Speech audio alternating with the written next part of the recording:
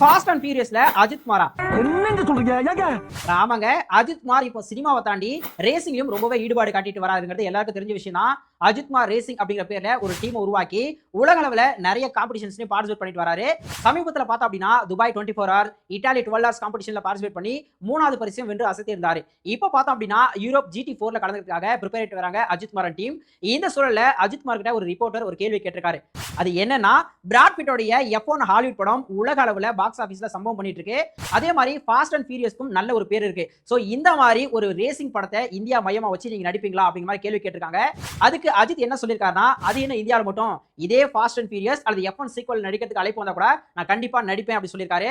அது மட்டும் இல்லாம தன்னோட படங்கள்ல பைக் அண்ட் கார் சம்பந்தமான ஸ்டண்ட் எல்லாமே நானே தான் பண்றேன். சோ அதனால இந்த படத்துல நடிக்கிறதுக்கு தயாரா இருக்கேங்கிற மாதிரி அஜித் சொல்லிருக்காரு.